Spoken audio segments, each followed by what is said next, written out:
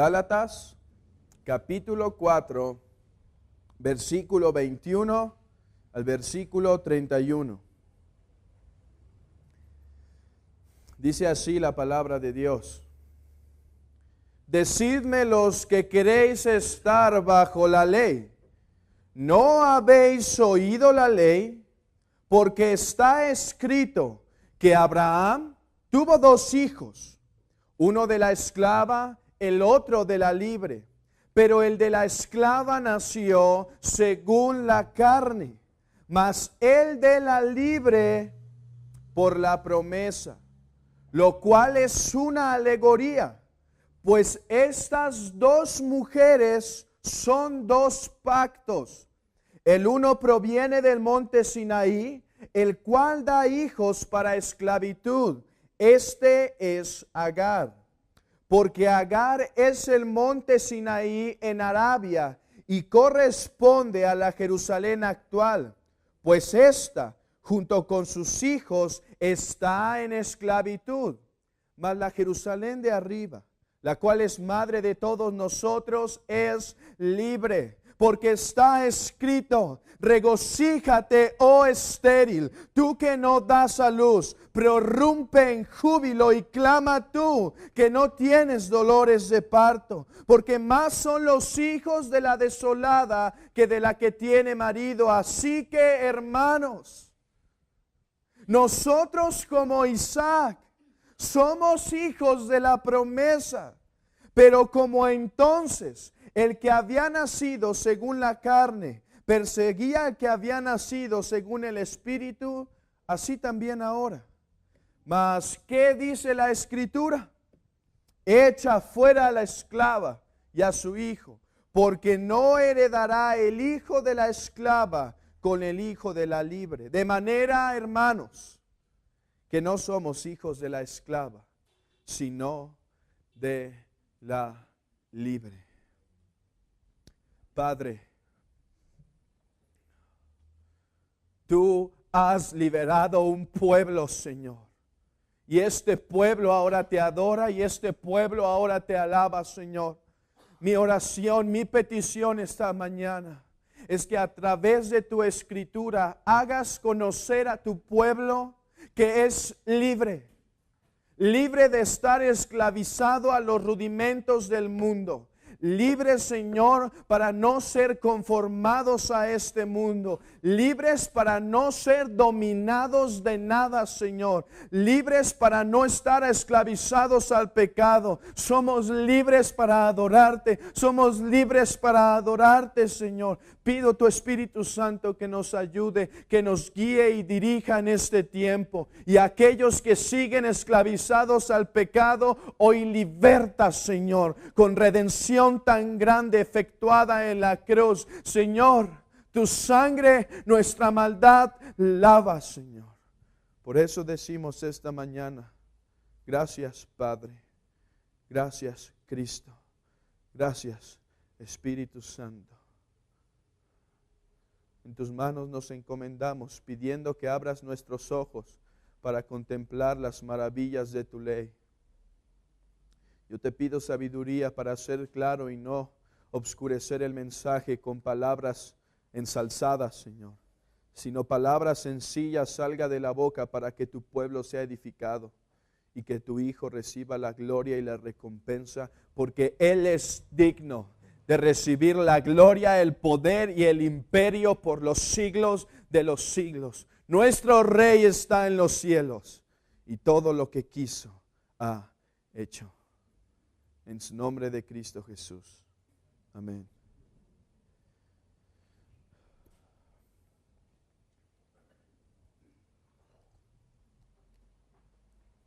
Pablo en estos textos está concluyendo el argumento que ha venido desarrollando ya en los capítulos 3 y 4.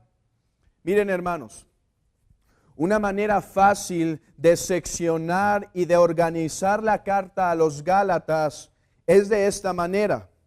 Nosotros vemos en el capítulo 1 y el capítulo 2 el testimonio del apóstol Pablo, donde declara que su evangelio fue recibido de parte divina. Miren, vean Gálatas capítulo 1, versículo 1. Atrás, un poquito atrás. Gálatas capítulo 1, versículo 1 dice así: Pablo, apóstol, no de hombres ni por hombres, sino por Jesucristo y por Dios el Padre que lo resucitó de los muertos. Y si ustedes continúan leyendo todo el capítulo 1 y todo el capítulo 2, lo que hace Pablo es exponer esta realidad, que su evangelio procede de Dios. ¿Por qué?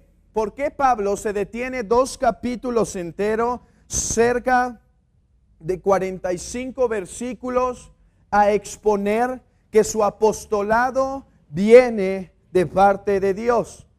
Porque los judaizantes estaban haciendo esto. Pablo recibió su ministerio de unos hombres. Unos hombres pusieron las manos sobre él y le dijeron: ponte a predicar. Entonces los judaizantes decían: no reciban su evangelio. No es un evangelio que procede de Dios, es un evangelio que procede de hombre. Y entonces eso provocaba en los de Galacia que dijeran: no, Pablo, tú no tienes el ministerio igual que Cefas, que Jacobo y que Juan. Tu ministerio no fue recibido de parte de Dios. Tú te pusiste así a ti mismo y corremos el riesgo de que si te escuchamos nos desviamos de la verdad. Entonces lo que hace Pablo en estos capítulos es demostrar, por medio de su testimonio y de acontecimientos históricos, de qué manera, por qué podemos afirmar que Pablo no recibió su apostolado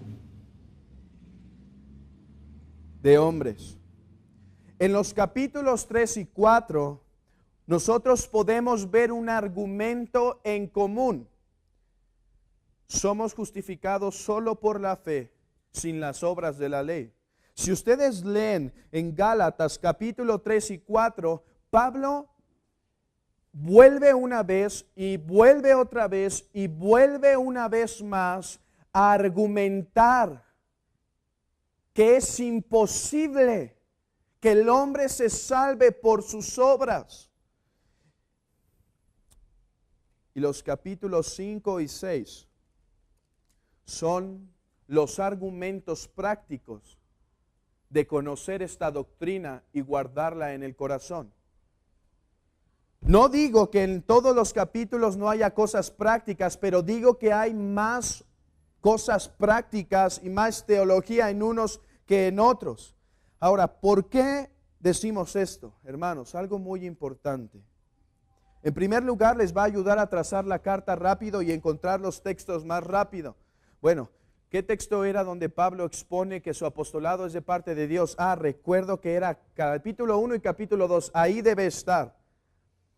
Pero también, hermanos, podemos ver algo importante en esto. ¿De dónde proviene la piedad? ¿De dónde proviene el motivo para adorar a Dios? No proviene de poner un espectáculo de luces, de música estruendosa y poner a todos muy emocionados. La verdadera piedad no es un sentimiento carnal que sentimos una vez en domingo y toda la semana nos olvidamos de él. No, la piedad verdadera es producto de conocer lo que Dios ha hecho por nosotros. ¿Cómo crecer en piedad? ¿Cómo crecer en tu comunión con Dios, hermano? Sí, está bien que te pongas los audífonos y tu piel se ponga chinita y cantes a Dios. Eso es parte. Pero tu vida cristiana no puede depender de música, de canciones. Tu vida cristiana depende del pan de vida. Tu vida cristiana depende del agua viva y solo Cristo, a través de la oración, a través de la lectura de la palabra, ministra nuestras almas para que crezcamos. Hermanos, en cierta parte la vida cristiana sí es un misterio.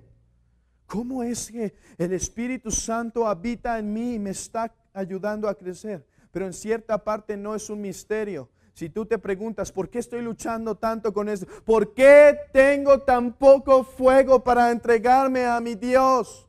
¿Por qué lucho tanto con estas realidades? No es un misterio. ¿Cuánto comes de esto al día? ¿Cuántas horas en aquel lugar secreto para que el escultor por excelencia labre nuestras almas, pula nuestros corazones? Podemos ver esto en esta carta. Antes de darlos a cosas prácticas, primero nos da una buena porción de teología. Entonces, teniendo este esquema de la carta a los Gálatas, si vamos a estudiar el día de hoy del versículo 21 al 31, podemos afirmar que Pablo está concluyendo su argumento teológico.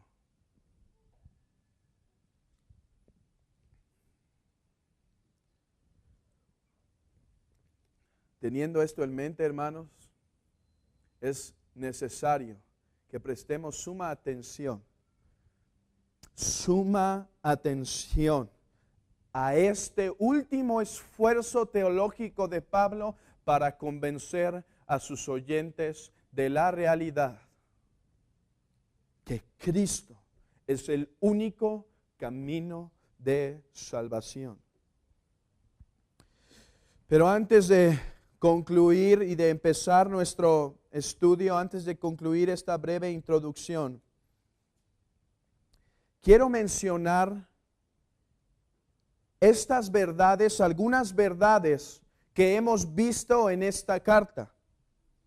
En primer lugar, ha quedado claro que la salvación es solo por la fe. Ese es el argumento de Pablo, salvación solo por fe.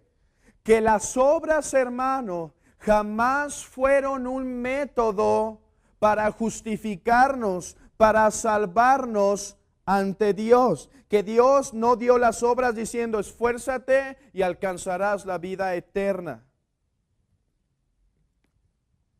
Porque Él conocía nuestra condición.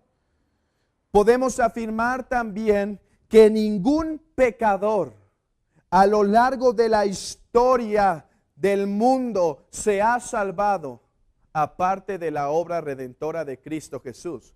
Y si ustedes recordarán, aunque Abraham no conoció todo el evangelio como hoy lo tenemos en día, dice Jesús de Abraham: cuando Abraham vio mi día, se regocijó, se emocionó y se alegró y no cabía en sí mismo, porque aunque su hijo le había nacido, Isaac, el hijo prometido, él sabía que su esperanza no estaba en ese muchacho, sino en el que a través de él vendría el que sí libraría a su pueblo del pecado.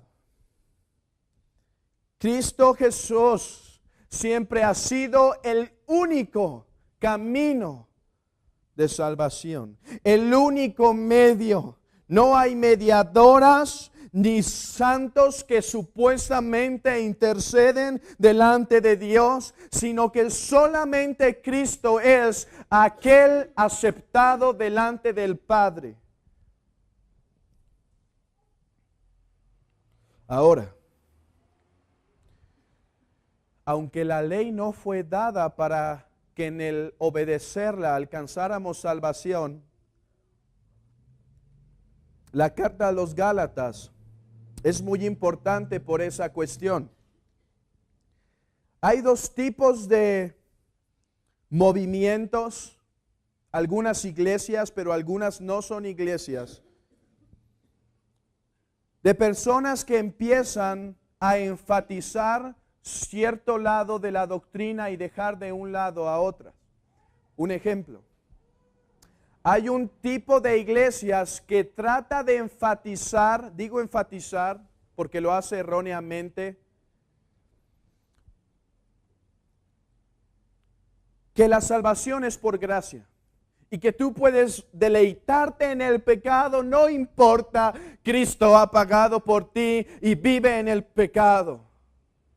Y como dice la respuesta de ellos que darían a Pablo cuando Pablo dice, ¿qué pues diremos? ¿Perseveraremos en el pecado para que la gracia abunde? Aunque con su boca dijeran que no, con sus acciones dice, perseveremos para que la gracia abunde. Pero por otro lado existe otro tipo de iglesias que pone un énfasis incorrecto en la ley de Dios y que aunque no con las palabras, sí con las acciones, trata de enseñar que en el esfuerzo en ellas alcanzas virtud y salvación delante de Dios. Por eso esta carta es de suma importancia, porque nos dice que la ley es buena si ésta se usa legítimamente. Que no vamos a agarrar la ley de Dios y decimos somos salvos por gracia, adiós la ley. Sino que es el estándar por el cual Dios quiere que su pueblo se dirija. Nosotros conocemos y sabemos, hermanos, a través de esta carta que la ley es buena. Que la ley es quien nos lleva a Cristo, que es nuestro ayo. ¿Recuerdan hace algunos domingos? Que es aquella que nos guía para ver nuestra necesidad y clamar a Cristo. Podríamos decir que es como la sal que se esconde en la paja del caballo. Cuando el caballo decide no beber y corre el riesgo, no sé, de alguna enfermedad, no sé de mucho de caballos. El dueño pone sal dentro de ella para que ésta provoque una sed, para que provoque una deshidratación y se sienta sediento y entonces beba. Hermano, así es la ley. La ley es aquella que nos demuestra que somos pecadores, que nos enseña que lo único que hay en nosotros es pecado y que maldición hay si no estamos a cuentas con Dios. Pero si ustedes se fijan en este breve ejemplo, la sal no trata de satisfacer la sed. No, la sal produce la sed. Igual la ley no es para salvarnos, es para generar en nosotros la conciencia de nuestro pecado. La ley, hermanos, aunque no es para justificar, sí nos enseña cómo quiere que nos dirijamos. Cómo quiere Dios que caminemos. Y hemos hablado de esto en tiempos pasados, haciendo la diferencia entre la ley moral, la ley ceremonial y la ley teocrática. Y hoy no vamos a abundar a esto. Y hemos aprendido además, hermanos, que Dios ha enviado el Espíritu de su Hijo a nosotros para que nos deleitemos en su ley. Para que no sea una carga pesada en nosotros donde digamos, tengo que obedecer a Dios, tengo que obedecer a Dios. Sino sea como aquel su amado Hijo. El hacer tu voluntad, Dios mío, me ha agradado. Y en tu ley encuentro mi delicia. Mi comida, dice Cristo, es hacer la voluntad de que me envió. Dios envía el Espíritu de su Hijo y ahora podemos decir en una manera, no como Cristo, pero en cierta manera, Señor, que tu ley esté en mi corazón y que quebrantarla yo no pueda, sino que me guardes de mi propio corazón. Eso es lo que hemos aprendido hasta ahora. Es muy breve. Vamos a cumplir cerca de un año estudiando Gálatas, pues a veces saltado, pero ya cumplimos casi un año y esperamos en este año terminarlo. Ahora, quiero que posen sus ojos en el versículo 24. Es necesario explicar esto antes de empezar nuestro estudio para no detenernos a la mitad de él a explicarlo y perder la secuencia de lo que venimos hablando. dice en el versículo 24, lo cual es una alegoría. Estudiando este texto, encuentro que la mayoría de algunos comentaristas lo ven como el texto más difícil de toda la carta a los Gálatas, y creo que esta palabra es la que complica todo. Alegoría. ¿Qué es una alegoría? Viene de la palabra griega alegoreumena, donde al significa todo y augoreo significa hablar. Literalmente quiere decir otro hablar. Es, hermanos, una representación de cosas donde algunos les dan un significado simbólico o espiritual. Es una composición literaria donde ponen a cosas significados simbólicos. Miren, a veces es difícil las definiciones, entenderlas a la primera vez, pero los ejemplos siempre ayudan. Por ejemplo, y rápido van a saber si conocen alegorías o no.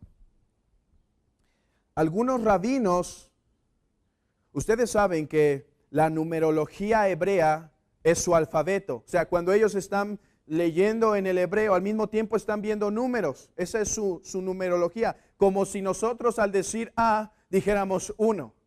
Nuestra numerología es aparte del alfabeto, pero había rabís que se ponían a ver los números y a sumarlos, sacando enseñanzas de esas sumas. Hermanos, había un rabino llamado Rabí Akiva, quien sacaba enseñanza de las comillas y las tildes de las letras hebreas. Filón, hermanos, por ejemplo, imaginaba que los querubines que Dios puso en el huerto en Edén representaban la benignidad y la soberanía de Dios. Aún algunos cristianos fueron atrapados en esta forma de enseñanza que en cierta parte es pecaminosa. Y fueron los reformadores quienes volvieron a mover a la iglesia que pusiera sus ojos en el significado literal de la Escritura. Miren, aquí van algunos ejemplos. Algunos decían que los 2 denarios, ¿recuerdan eso? Los 2 denarios del buen samaritano significan la cena del Señor y el bautizo. Y que quien recibe los denarios es Pablo, que Cristo es el buen samaritano y le está diciendo, te encargo estas ordenanzas para que guíes bien a la iglesia. Algunos decían que los 3 amigos de Job representan la herejía, que sus 7 hijos representan los apóstoles que iban a ser martirizados y que su ganado era los gentiles. De igual manera, no sé si han escuchado la enseñanza de Daniel de las 3 piedras. Y una representa la fe y otra la escritura. Y tú tienes que matar a tu gigante y debes darle y matarlo. O no sé quién ha escuchado también de aquella enseñanza de Isaías, que el cristiano es como el águila. Y llega un momento en que el pico del águila se tuerce tanto, sus uñas se engarruñan tanto, su plumaje se hace viejo, que le es costoso comer, que le es imposible más bien comer, cazar o volar. Y que llega un momento en su vida donde tiene que elegir si vivir o morir, y va a una roca y golpea su pico en la roca hasta que éste se rompa para que vuelva a crecer, rompe sus uñas y las golpea sobre la roca y después arranca su plumaje. Hermanos, aunque eso suene bonito, eso es antibíblico y eso no está en la Escritura. Algunos decían que los 4 seres vivientes representan los 4 evangelios. Y bueno, tengo que parar porque hasta muchos de ustedes podrían dar cosas que son alegorías. Dice un autor, las historias de la Escritura tienen principios espirituales y no es necesario torcerlas por el vuelo de la imaginación para encontrarlos y aplicarlos a nuestras vidas. Hermanos, esta forma de predicación o interpretación, y aunque por un tiempo jaló a los cristianos, no es bíblica y no debe ser seguida como un modelo para enseñar a la iglesia. ¿Por qué? Porque imagínense cuántas cosas pueden generarse falsas por medio de esto. Porque tú tienes una imaginación y yo te digo, hermano, la Biblia dice que debes apartarte de esto. No, pero lo que ves ahí es que eso representa otra cosa. Tú no estás viendo el significado simbólico. Tú estás viendo lo que dice literalmente y eso no es espiritual. Algunos decían que para ser espirituales había que encontrar en la Biblia al menos 4 alegorías en un mismo pasaje. Y se imaginarán cuánto daño hizo esto a la iglesia. Si alguien recuerda en la historia de la iglesia el tiempo de obscuridad, hubo tiempo donde parecía que la iglesia se apagaba. Dios la sostuvo y nunca se apaga porque el Hades no prevalece contra ella. Pero ciertamente hubo un tiempo en donde estas doctrinas y esta forma de enseñanza afectó la manera de dirigir la iglesia. Entonces, ¿qué diremos nosotros? Pablo dice que está usando una alegoría, ¿es verdad? Pablo dice, esto es una alegoría. Nosotros no creemos, hermanos, que Pablo está haciendo lo que Orígenes, Agustín o Filón hicieron. Sacar interpretaciones místicas de un texto histórico. Un hombre dijo de Orígenes que éste tuerce las escrituras muchas veces a su conveniencia. Por lo tanto, podemos declarar que cuando Pablo está expresando y diciendo que esto es una alegoría, tiene en mente no el torcer las escrituras, sino decirnos, lo que estas dos mujeres representan son esto. Lo que estos dos hijos representan son esto. Podemos decirlo de esta manera. Si Pablo hubiese tenido la terminología que hoy tenemos, posiblemente hubiera escrito una ilustración, alguna tipología. Miren, para no complicarnos tanto, lo voy a decir sencillo para terminar. Les voy a decir lo que esta historia proyectaba, lo que esta historia, Aarón ya les ha hablado de eso un poco, tipificaba. Bueno, no vamos a sacarlo todo de nuestra mente. Quiero que vean un texto, el versículo 21.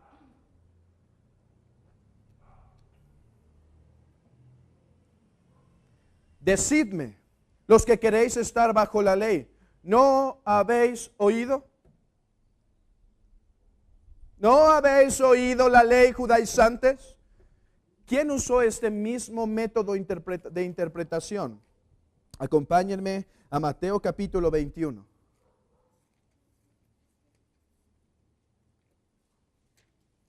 Mateo capítulo 21, versículo 15.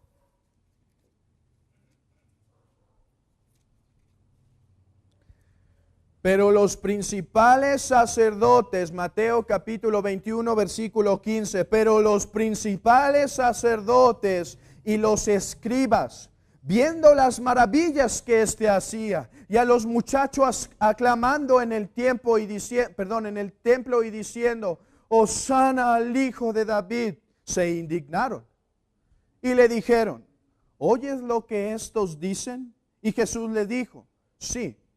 ¿Nunca leísteis? De la boca de los niños y de los que maman, perfeccionaré la alabanza. ¿Qué está pasando? Los escribas que no creen lo que Jesucristo dice ser Dios encarnado, le dicen, ¿por qué te dejas alabar por los niños? ¿Por qué te dejas honrar? ¿Por qué permites que esto pase?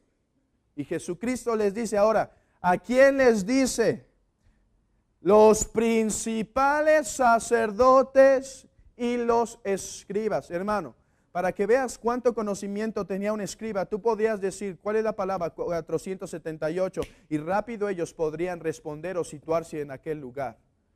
Eran hombres conocedores que se dedicaban a pasar la escritura a otros pergaminos. ¿Y qué les dice Cristo?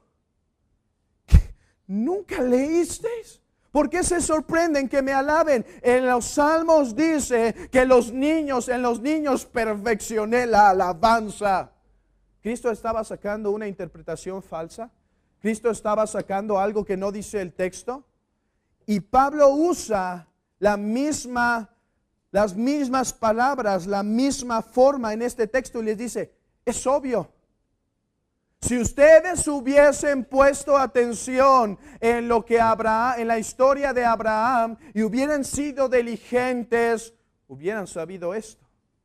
Así como Cristo le dijo a los escribas, si hubiesen puesto atención, si su corazón no se hubiese endurecido, rápido sabrían cuando me ven que los niños me alaban y podrían decir, es que es lo que está escrito. Es que es lo que está escrito. Pero sus corazones se han endurecido. Es por eso que no creemos que Pablo está torciendo la escritura, hermanos. Una cosa más. Esta manera de interpretación no honra al Espíritu Santo. Porque es una interpretación de la propia imaginación y no de lo que el Espíritu Santo quiso decir. Decimos, no quiere decir eso, quiere decir otra cosa. Y si creemos que el Espíritu Santo es el autor del 100% de la Escritura, no podemos aceptar y decir que lo que Pablo va a hacer es torcer la Escritura para enseñar, sino una buena ilustración nos dará. Era importante decir esto para no pararnos a media predicación. Dice el texto 21, versículo 21. Decidme, los que queréis estar bajo la ley. Pablo les está dejando algo en claro. Ellos pensaban, miren hermanos, me encanta esta parte de la escritura. Los judaizantes pensaban estar caminando elegantemente sobre la ley, cumpliendo adecuadamente cada cosa que la ley exigía. Pero Pablo les dice, no, ustedes están subyugados. No, ustedes están siendo aplastados. No van de manera honrosa caminando, sino a gatas bajo el peso de la ley. Decidme, hermanos, esto es semejante a decirle a un ladrón, habiendo escapado de una tortura en la cárcel y siendo liberado por esta vez, decirle, oye, ¿quieres regresar a ser esclavo? Es la misma cosa tan ilógica. Decidme los que queréis someterse a maldición una vez más, estando bajo la ley. ¿No habéis oído la ley? No, hermanos, miren esto. Los judaizantes presumían de ser hombres doctos. Los judaizantes humillaban a Pablo para que ellos fueran honrados de una manera grande. Y Pablo les dice, no han leído. No han puesto atención. No han fijado sus ojos en lo que la Escritura quiere decir. Se han puesto a guardar los días, los meses, los tiempos y los años cuando todo eso fue cumplido en Cristo. Están esperando cumplir eso por sus propias fuerzas cuando Cristo lo cumplió de manera total. ¿No habéis oído la ley? Porque está escrito que Abraham tuvo 2 hijos, uno de la esclava, el otro de la libre. Hermanos, tiempo de mover nuestras Biblias para situarnos nuevamente en esta historia y tenerla fresca en la mente. Génesis capítulo 11, versículo 29. Vamos a mover nuestras Biblias. Génesis capítulo 11, versículo 29. Dice así: y tomaron a Abraham y Nachor para sí mujeres. El nombre de la mujer de Abraham era Sarai, y el nombre de la mujer de Nachor, Milca, hija de Harán, padre de Milca y de Isca. Mas Sarai era estéril y además no tenía hijo. Y Sarai era estéril y no tenía hijo. Bueno, a veces pasa. Ahí podríamos decir, pues no hay problema. No hay problema. Vean el capítulo 12, versículo 1 y 2. Pero, aquí está la cosa, hermanos. Sarai es estéril. Pero Jehová había dicho a Abraham: vete de tu tierra y de tu parentela y de la casa de tu padre a la tierra que te mostraré, y haré de ti una nación grande, y te bendeciré y engrandeceré tu nombre y serás bendición. Sarai es estéril. Dios le da la promesa: serás una gran nación. Pero Sarai, estéril. Capítulo 15. Abraham se da cuenta. Abraham se da cuenta del problema. Y entonces dice en los versículos 2 del capítulo 15, Abraham le habla a Dios y dice: Señor Jehová, ¿qué me darás, siendo así que ando sin hijo? Y el mayordomo de mi casa es este Damaseno, Eliezer. Dijo también Abraham: mira que no me has dado prole, y he aquí que será mi heredero un esclavo nacido en mi casa. Luego vino a él palabra de Jehová diciendo: no te heredará sino un hijo tuyo será el que te ha de heredar. Y lo llevó fuera y le dijo: mira ahora los cielos y cuenta las estrellas, si las puedes contar. Y le dijo: así será tu descendencia. Sarai es estéril. Dios le da la promesa, le recuerda la promesa, pero Abraham se da cuenta que la promesa tarda. Y muy sagazmente, capítulo 16, versículo 1 al 4.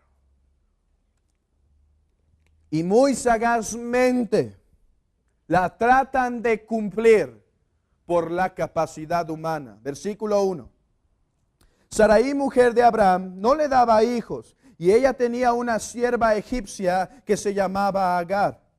Dijo entonces Sarai a Abraham: ya ves que Jehová me ha hecho estéril. Te ruego pues que te llegues a mi sierva, quizá tendré hijos de ella. Y atendió Abraham el ruego de Sarai. Y Sarai, mujer de Abraham, tomó a Agar, su sierva egipcia, al cabo de 10 años que había habitado Abraham en la tierra de Canaán, y la dio por mujer a Abraham su marido. Y él se llegó a Agar, la cual concibió. Hermanos, fíjense lo que produce la acción en la carne.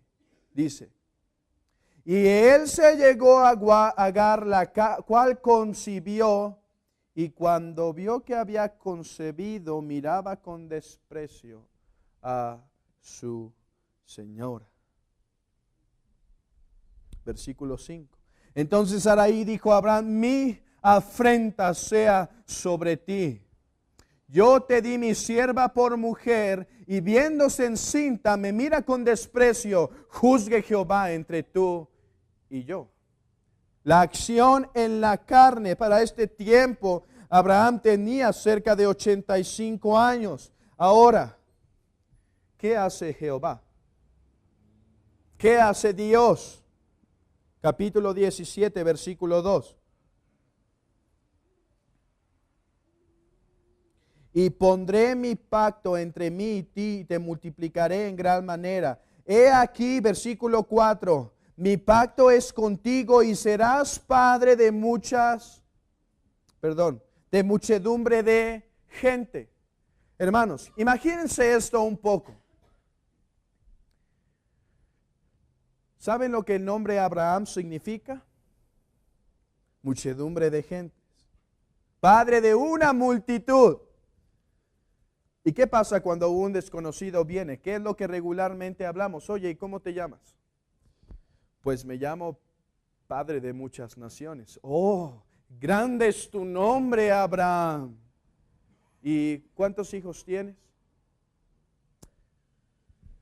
Pues nada, aún nada. Miren lo que dice el versículo 17 y 19.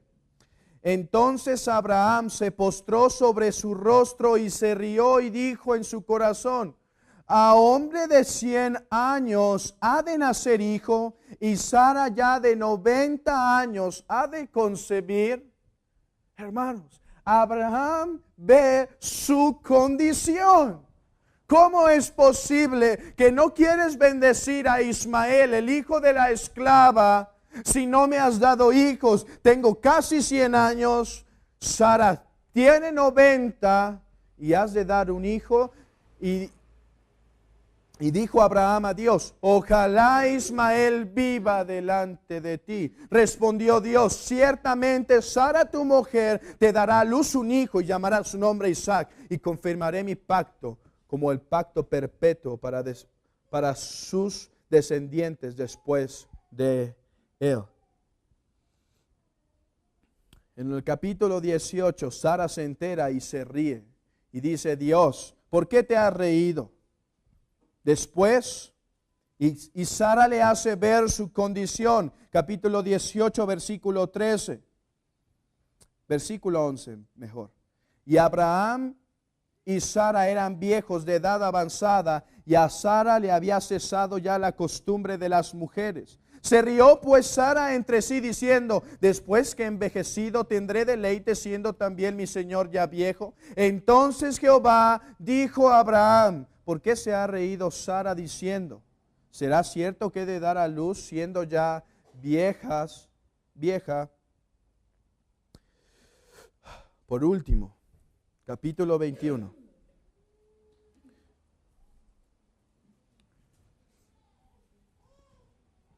Dios cumple su palabra. A pesar de las circunstancias, a pesar de la edad de Abraham, a pesar de la edad de Sara y su esterilidad y su condición siendo ya viejos, dice el versículo 1 del capítulo 21, visitó Jehová a Sara como había dicho, e hizo Jehová con Sara como había hablado, y concibió y dio a Abraham un hijo en su vejez, en el tiempo que Dios le había dicho. Versículo 6. Entonces dijo Sara: Dios me ha hecho reír, y cualquiera que lo oyere se reirá conmigo. Hermanos, es natural reírnos de decir: ¿ha de concebir siendo de tanta edad? ¿Ha de concebir siendo ya tan vieja? Versículo 7. Perdón, vamos al versículo 8. Algo pasa. Y creció el niño y fue destetado, e hizo Abraham gran banquete el día que fue destetado Isaac. Pero algo pasa en el corazón de Ismael, y dice el versículo 9, y vio Sara que el hijo de Agar la egipcia, o sea Ismael, el cual ésta le había dado a luz a Abraham, se burlaba de su hijo Isaac. Por tanto dijo Abraham: echa a esta sierva y a su hijo, porque el hijo de esta sierva no ha de heredar con Isaac, mi hijo. Y aunque Abraham se resiste por un tiempo, Dios le aparece y dice: échala. Vamos a Gálatas, capítulo 4. Es un breve resumen para entender correctamente lo que estos textos significan. Versículo 22. Porque está escrito que Abraham tuvo 2 hijos, uno de la esclava, el otro de la libre. Nosotros sabemos, hermanos, de la insistencia de los judíos por decir: tenemos a Abraham por padre.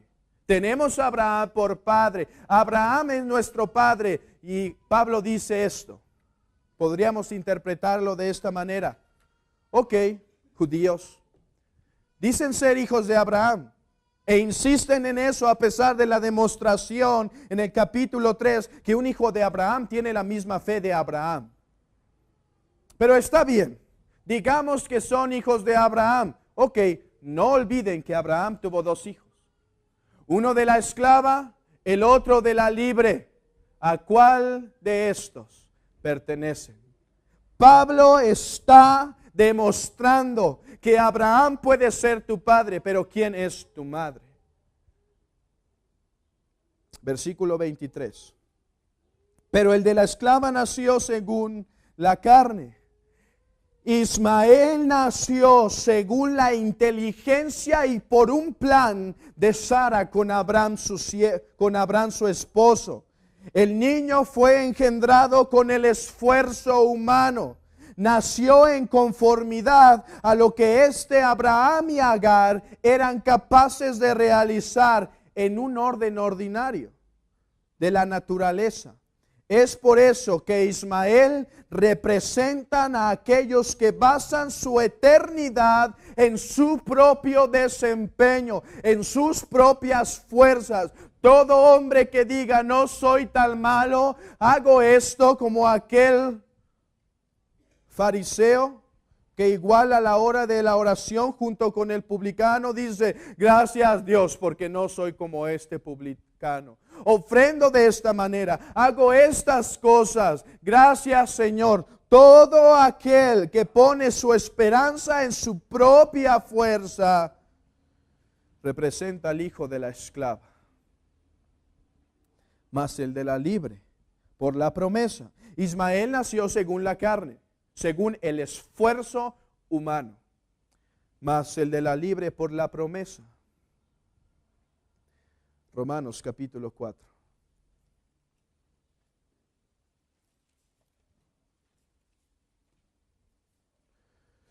Romanos capítulo 4, versículo 18 al 19. Hablando de Abraham, dice en Romanos capítulo 4, versículo 18. Él creyó en esperanza contra esperanza, para llegar a ser padre de muchas gentes, conforme a lo que se había dicho. Así será tu descendencia. Y no se debilitó en la fe al considerar su cuerpo que ya estaba como muerto, siendo de casi 100 años, o de la esterilidad de la matriz de Sara. Isaac nace por medio de la mano de Dios. Abraham y Sara metieron la mano para cumplir. Hermanos, miren esto. No era malo el motivo de Sara. Sara sabía de la promesa que Dios le había hecho a Abraham. Y ella sabía, Dios te ha prometido ser padre de muchas gentes. Hagamos que tengas un hijo por este medio. ¿Ven que ese era el motivo? ¿Y qué dice Dios? Él no es. No meterás la mano en el cumplimiento de tu descendencia. ¿Y qué hace Dios? Dice a los hombres, en la incapacidad yo los haré prosperar. Dice el versículo 24 de Gálatas capítulo 4.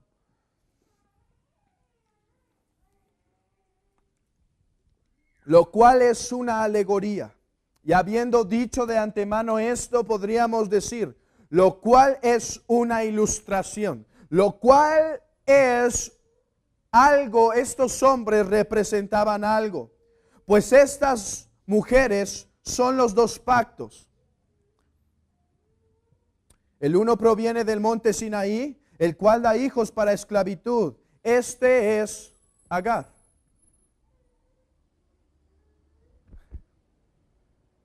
Sinaí es fértil, así como Agar.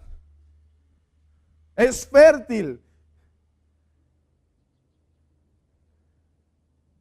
pero sus hijos nacen de acuerdo a su naturaleza. Los hijos de Sinaí nacen de acuerdo a la naturaleza de Sinaí. Es normal ver manzanas en el manzano. Es natural ver esclavos en aquellos que ponen su esfuerzo, en aquellos que ponen su salvación en su autodesempeño. Hermano, piensa esto. Por más que diga una persona que es obediente y en eso alcanzará la salvación, tú podrás ver, como dice Colosenses, no vamos a ir allá, pero como dice Colosenses, algunos dicen no toques, ni gustes, ni manejes en conformidad a mandamientos de hombres. Tales cosas tienen cierta reputación, sí, se ve elegante y se ve bien que hagan esas cosas, extremadas donaciones para ayudar, vamos a ayudar, pero dice, pero no tienen poder contra los apetitos de la carne. Después de haber dado gran donación, llegan a su cuarto en lo oscuro para pecar con aquel que dicen honrar. La ley no tiene poder para aplastar el apetito de la carne. La ley no produce sujeción y victoria contra el pecado, sino que como una cruel araña sube en ella hasta que queda incapacitado. Es entonces normal saber que aquel que se esfuerza es esclavo. Hermanos, ¿no parece el contrario? Pablo está aplastando a estos hombres con todo su entendimiento. Ustedes dicen ser libres y obedientes a Dios. Yo les digo, son esclavos. Y dicen obedecer a Dios, mas los deshonran en su corazón. Por eso dice Jesucristo de esos hombres, del hombre que piensa que ora a Dios mostrando todas sus credenciales. Ese no salió justificado. Ese no salió justificado. Pero, miren, acompáñenme a Juan capítulo 1.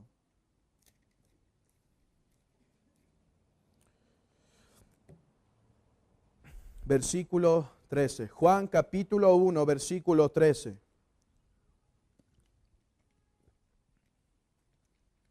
Desde el versículo 12. Mas a todos los que le recibieron, a los que creen en su nombre, les dio potestad de ser hechos hijos de Dios. Hijos de Dios, a los cuales no son engendrados de sangre, ni de voluntad de carne, ni de voluntad de varón, sino de Dios. Ese es hijo de Dios. Aquel que no pone su esperanza en sí mismo, sino entrega todas sus obras a las manos de Dios, diciendo: no son más que trapos de inmundicia, pero si me quieres salvar. Como aquel hombre leproso que se acerca a Jesús diciendo: Señor, no viene y le dice: mira, si tengo estos trapos limpios, tócame. No, dice: Señor, soy inmundo, si quieres puedes limpiarme. Es aquellos que son hijos de Dios, los que de manera sobrenatural le buscan y le alaban. Oh hermano, que no se encuentre en ti ni un cabello de autojusticia que produce pecado delante de Dios, pues el orgullo crece, pues la soberbia crece, y Dios ha dicho que aquel que se ensoberbece será aplastado, que aquel que se exalta será humillado. Cuando Dios responda a tu oración, no digas después a Dios: Señor, sé que has contestado por cuántas horas que pasé de rodillas. No, hermano. Si contestó Dios la oración, fue por su amado Hijo Cristo. Que cuando veas un crecimiento en tu vida contra el pecado, que veas un crecimiento en santidad, no digas: a la gran disciplina que he tenido le debo todo esto. Pues ciertamente temprano cada mañana acudo a mi Señor. En oración no he fallado, y he aquí el fruto de mi trabajo. Que no digas de esa manera, pues si algún crecimiento hay en ti, solo proviene de parte de Dios. Que no digamos después al predicar y ver pecadores salvados, a la gran exposición del Evangelio debo todo esto, sino que digamos: Señor, tú has abierto el corazón de aquel que duro es. Por eso dice 1 Corintios capítulo 4.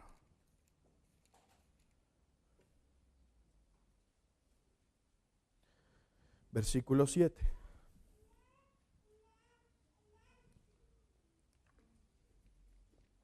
Porque, ¿quién te distingue? ¿O qué tienes que no hayas recibido? Y si lo recibiste, ¿por qué te glorías como si no lo hubieses recibido? No hay cosa en tu vida que no provenga de aquel que es el Padre de las luces. No hay cosa, hermano. Hay algo que debemos hacer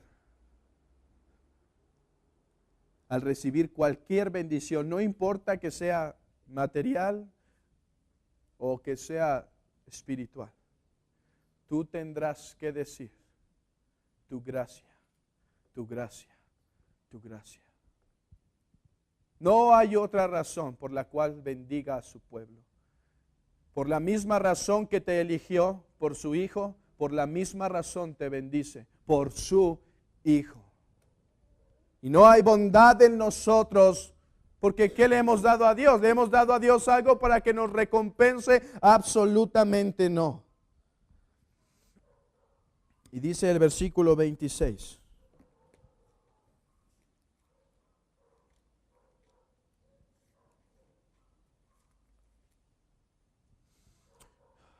Mas la Jerusalén de arriba. Hermanos, miren, aquí hay algo digno de poner mucha atención. ¿Qué es lo contrario a la esclava? La libre. ¿Qué es lo contrario a Sara? ¿Qué es lo contrario a la carne? La promesa. ¿Qué es lo contrario al hijo de esclavitud? El hijo libre. ¿Qué sería lo contrario de escuchar la Jerusalén de hoy? ¿Qué esperaríamos encontrar en el texto? La Jerusalén, la mayoría donde he predicado esto han dicho la Jerusalén del futuro. La Jerusalén que vendrá después. Hoy hay una Jerusalén, mas habrá una Jerusalén futura. Pero miren lo que este texto dice. Versículo 26.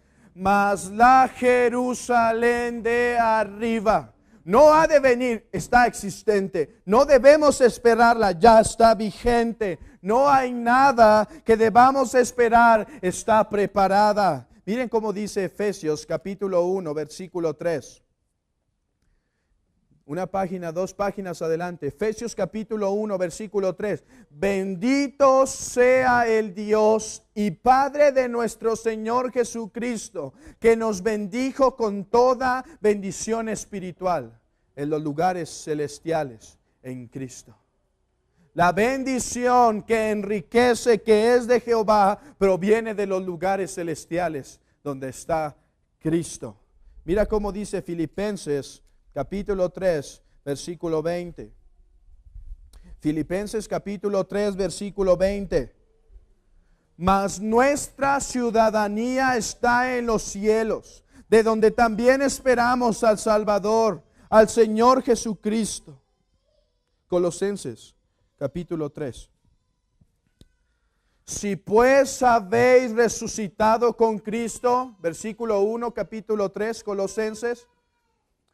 Si pues habéis resucitado con Cristo, buscad las cosas de arriba,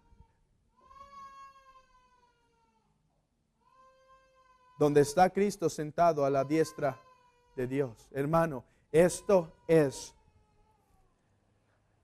necesario detenernos un momento. Los hijos de esclavitud obtienen su bendición. Son herederos. Algunos ustedes han visto hombres ricos y millonarios que gobiernan el mundo, pero te digo algo, su bendición está aquí. Su bendición procede de la Jerusalén actual, la cual da hijos a esclavitud. Aquella Jerusalén, si ustedes ven el versículo 21, Pablo se burla de ellos diciendo, corresponde a la Jerusalén actual, porque Agar es el monte Sinaí en Arabia. ¿Qué decía ser la tierra de Israel? Hasta hoy en día sigue vigente. Tierra santa. Tierra santa es, dicen aquellos. Pablo dice, está en Arabia, sigue en la tierra y no procede de arriba. Por el contrario, hermano, ¿cómo entender esto? ¿Cómo entender que ya está vigente nuestra ciudadanía? ¿Cómo entender que nuestra ciudadanía ya está y que recibimos toda bendición de parte de ella? Piensa en un embarazo. Es una manera fácil de hacerlo. Aunque el niño ni ha nacido, los padres han preparado gran orden para que él llegue. Apenas todavía faltan 4 meses, 3 meses, y los padres han adornado toda una recámara, aunque después va a dormir con ellos, pero han adornado gran recámara para él. Su ropa está comprada y la espera llega. Ellos empiezan a vivir como si el niño ya estuviera. Hermano, la Jerusalén de arriba ya es tu ciudad. Y como hijo y como ciudadano de esa ciudad has de vivir. No debemos esperar que aquella ciudadanía, que aquella ciudad venga al entrar para entrar en ella y vivir de acuerdo a esa ciudadanía. No, ya eres ciudadano, ya has de demostrar tu libertad para ser hijos de Dios. No vemos gran jactancia en algunos que vienen de país renombrado y gran pompa con ello. Y yo no puedo hacer esto porque mi cultura, mi nación no me lo permite. Hermano, si algunos se jactan de ciudad que será quemada por fuego por la mano de nuestro Señor Jesucristo, ¿no has tú y yo, no hemos de vivir ya como ciudadanos de la libre?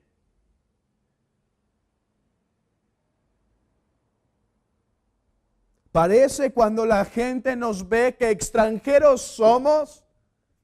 Parece cuando la gente nos habla mal, cuando la gente hace algo entre nosotros, contra nosotros, parece que extraños somos y forasteros, peregrinos, hermanos. Es una pregunta. No la contesten, pero pregunten en su corazón. O más bien, el mundo parece ser quien te pinta. Y podemos citar el texto de Romanos capítulo 12, versículo 1 y 2, de que no nos estamos conformando al mundo, mas diferencia no se halla entre él y nosotros. Tu manera de hablar te delata que eres ciudadano del cielo. Tu manera de vestirte delata que perteneces a lo celestial. Tu manera de tratar, tu manera de guiar tu familia. ¿O solo es el domingo que parece que eres extranjero? Porque temprano te levantas y acudes aquí. Hermano, al mismo tiempo que esto es una exhortación, es un aliento para vivir la vida cristiana. Porque no has de esperar la ciudadanía, sino que de ella proviene toda bendición. Y te digo algo, clama. Como aquel soldado que está en medio de la batalla y clama al convoy que se ha quedado y dice, manda refuerzos que estamos luchando en la batalla. Y aquel convoy manda refuerzos, así has de clamar a tu Dios, Señor. Mi corazón está duro esta mañana. Mi corazón está frío. Ablándalo en la sangre de Cristo. Señor, estoy siendo dominado por un tiempo contra esto que no puedo dejar. Dame la victoria. Dame el Señor, manda la bendición de aquella ciudad para que te represente como es digno, hermano. Clama a Dios, clamemos a Dios y pidamos que fieles representantes seamos. ¿Has de necesitar fuerzas para predicar? para exponer el evangelio en donde te encuentres, clama a Dios por lo necesario. Porque ve este texto, versículo 27. Hermano, ve este texto y anímate y gózate. Porque está escrito: regocíjate, oh estéril, tú que no das a luz. Prorrumpe en júbilo y clama, tú que no tienes dolores de parto. Porque más son los hijos de la desolada que de la que tiene marido. Pablo aplica este texto a Sara y dice: aunque tienes marido, no tienes hijos. Pero prorrumpe en júbilo porque uno vendrá y de él nación grande te haré. Hermano, es verdad que estos tiempos son duros y difíciles. Países completos apoyando el aborto. Naciones siendo tan liberales que lo que antes, aún a lo que no eras cristiano, espantaba. La homosexualidad creciendo y floreciendo de una manera espantosa. Y la tierra parece cada vez más dura y menos fértil. Pero te digo algo. Dios sigue. Hermano, Dios sigue salvando. ¿Qué habían dicho unos hombres? Rogad por aquel Saulo de Tarso que persigue la iglesia para que venga al conocimiento de la verdad. No lo haremos, tan duro es que no vendrá. Sin embargo, Pablo dice: he sido alcanzado a misericordia para que todos vean la misericordia de Dios. Hermano, tu hijo parece duro, parece seco, parece muerto, parece no tener ímpetu para las cosas de Dios. Te digo algo: ¿cuánto has clamado por él? ¿Cuánto has clamado porque su salvación sea una realidad? Así que, hermanos, versículo 28. Así que, hermanos, nosotros como Isaac somos hijos de la promesa. De igual manera que Isaac nació, todo cristiano ha nacido, hermano. Antes de conocer a Cristo, la Biblia dice que tú no buscabas a Dios, lo odiabas. Y si no estás en Cristo, y si no crees en Cristo y has puesto tu confianza como tu único y suficiente Salvador, dice que antes la Escritura lo aborrecías. Y que no corrías a acercarte a sus brazos, sino que huías con todas tus fuerzas para estar lo más lejos posible de Él. ¿Ustedes recuerdan al hijo pródigo? Pide sus bienes y ¿qué hace? Se fue a una nación lejana. Lo mismo hacíamos tú y lo mismo hacía yo. Nos alejamos de aquel que es luz. ¿O han visto a algún ladrón perseguir a un policía diciendo: ven, platiquemos? De igual manera, tú y yo nos escondíamos para pecar, aborreciendo a Dios, odiando al Señor que nos dio la vida, mas aquellos nacieron por la promesa. No solo fue elegido un pueblo grande para salvación, cada persona Dios conoció para salvación. Dios te vio a ti en la eternidad, hermano, pasada y dijo: este ha de venir a mí. Y con cuerdas humanas te atraje, con cuerdas de amor, de diferentes maneras, pero al tiempo preciso, como dice de Isaac, llegó su nacimiento. Dice Génesis capítulo 17, y al tiempo preciso, y en el tiempo adecuado, Jehová visitó a Sara. Hermano, de igual manera, cada cosa que has vivido, Dios la permitió para que llegaras a Él. Pero dice algo más. Puedes clamar por bendición de lo alto, puedes clamar y clamar, pero de igual manera, dice versículo 29, pero como entonces el que había nacido según la carne perseguía al que había nacido según el Espíritu, así también ahora. La tradición judía pone a Ismael aventando flechas a Isaac. Fue una burla que cuando Sara vio que Ismael molestaba a Isaac, pidió que se vaya. Esto nos enseña una realidad, hermanos. En primer lugar, que son los religiosos los que más persiguen a la iglesia verdadera. Ustedes podrán ver que aquellos que se decían cristianos en el siglo XVI y XVII perseguían a los creyentes de una manera alucinante. Por poseer una Biblia tenían que ser condenados a muerte. Por predicar el evangelio de la gracia, un hombre tenía que ser brutalmente torturado y asesinado. Por negarse a someterse a la autoridad papal, eran perseguidos y obligados a sujeción. Por eso escuchamos de Martín Lutero y de muchos hombres como William Tyndale, que tuvo que huir a su región natal para vivir en secreto mientras traducía las escrituras.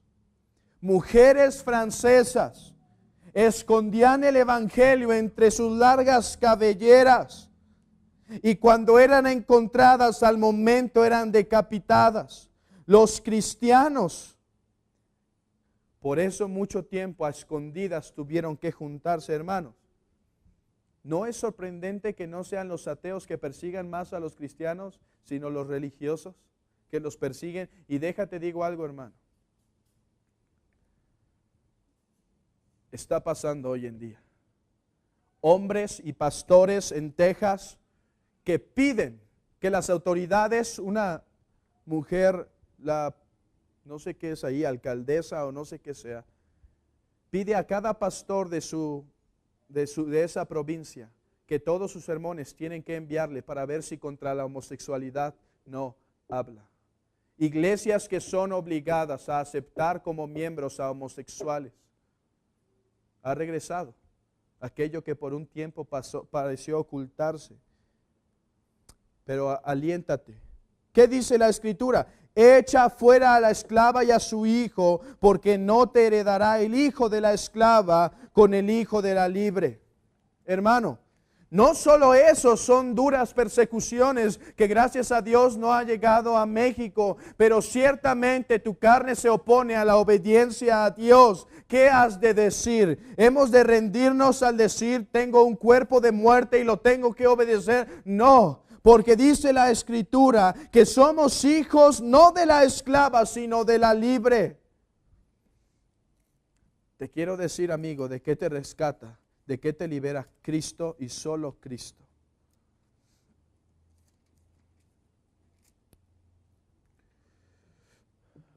Jesucristo le dice a un grupo de fariseos, son esclavos. Ellos se quejan y dicen, ¿por qué esclavos? No tenemos cadenas, no tenemos grilletes, ¿por qué dices que somos esclavos? Jesús les respondió, de cierto os digo, que todo aquel que hace pecado, esclavo es del pecado. Nota esto para que veas la similitud tan grande con lo que Pablo enseña. Y el esclavo no queda en la casa para siempre. El Hijo sí queda para siempre. Así que si el Hijo os libertare, seréis verdaderamente libres. Todo hombre se encuentra subyugado bajo el deseo del pecado. Y lo que el pecado quiere, el hombre hace. Y es como un hombre. Miren, hermanos, me encanta este proverbio. Proverbios capítulo 23. Cuando lo escuché yo no había prestado tanta atención, pero es impresionante que este texto demuestra claramente lo que la esclavitud es. Proverbios capítulo 23, versículo 29.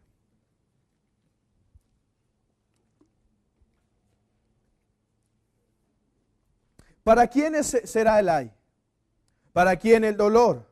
¿Para quién las rencillas? ¿Para quién las quejas? ¿Para quién las heridas en balde? Está hablando de un borracho. Y dice, pues ¿quién las va a tener? ¿Quién va a tener el ay, el dolor, las rencillas? ¿No es verdad que eso hace el alcohol? Para los que se detienen mucho en el vino, para los que van buscando la mistura. No mires al vino cuando rojea, cuando resplandece su color en la copa. Se entra suavemente, mas al fin como serpiente morderá. Es lo que todo borracho o todo el que ha tomado alcohol experimenta. Uno está tomando, no pasa nada, pero de repente la serpiente muerde. Tus ojos miran cosas extrañas y tu corazón hablará perversidades. Será como el que yace en medio del mar. ¿Cómo es alguien en medio del mar? Está mareado. O como el que está en la punta de un mastelero. Y dirás, me hirieron. No es como se levanta todo hombre con resaca. Parece que me aplastó un tren, mas no me dolió. Me azotaron, pero no lo sentí. ¿Por qué me siento como si azotado? Yo no sentí nada. Cuando desperté, ¿qué es lo que todo hombre con lógica en su mente haría? No, esto no me conviene. Esto no me conviene. Mira, mi familia se está destruyendo, las drogas me están atrapando, mi salud se está afectando, mis hijos no se acercan a mí, estoy perdiendo mi trabajo, estoy perdiendo mis finanzas. Y todos dirían, se va a apartar. Ya entendió, mas dice la Escritura, cuando desperté aún lo volveré a buscar. Eso es esclavitud al pecado. Puedes ver tú las consecuencias, sin embargo, sigues atado a su voluntad. Dice el hombre joven, libre soy de fumar lo que quiera, mas no sabe que atadura se está poniendo a ese vicio. Dice el hombre joven, drogas no ha de faltarme y experimentaré antes que viejo sea. Pero no sabe que una esclavitud y un yugo pesado le está pasando. Mas hermanos, nosotros no hemos de vivir de esa manera, pues si Cristo es tu Salvador, libertado has sido del pecado. ¿Cómo saber que eres hijo de Dios? ¿Cómo saber que eres libre, hermano? Nota esto. Puedes venir a la iglesia, puedes ser bautizado, puedes tomar la cena del Señor y quizás servir en algún ministerio, pero no es lo externo lo que demuestra quién es un hijo de Dios. ¿Había alguna diferencia entre Ismael e Isaac? Isaac era más grande. ¿Había alguna diferencia entre Saúl y Jacob? Quizás si alguno de nosotros nos hubiera tocado elegir, ¿quién hubiéramos elegido? A Saúl, hombre fuerte y valiente, que es ágido para cazar.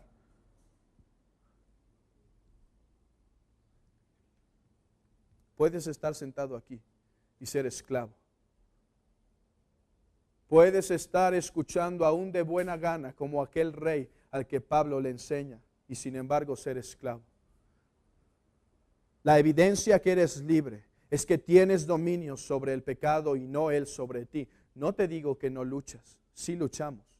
Pero te digo que no hay uno que se enseñoree de ti y que aunque luchas contra él, la batalla es tuya. No por tu gran desempeño, no por tu memorización de textos y oración, que es buena, sino porque Cristo es aquel que tiene la victoria. Por eso dice la Escritura en Apocalipsis, al que venciere le daré de comer del árbol de la vida. Hermano, ¿qué esperanza tuviéramos de vencer? Esa promesa está realizada porque Cristo es aquel que ha vencido al mundo, aplastado los dominios y las potestades, y Satanás no reina más, sino que dice Cristo, el reino se ha cumplido.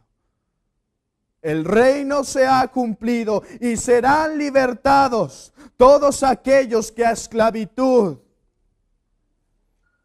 esclavitud han pasado. Así que por cuanto los hijos participaron de carne y sangre, él también participó de lo mismo, hablando de Cristo, para destruir por medio de la muerte al que tenía el imperio de la muerte. Esto es el diablo, y librar a todos los que por el temor de la muerte estaban durante toda la vida sujetos a servidumbre.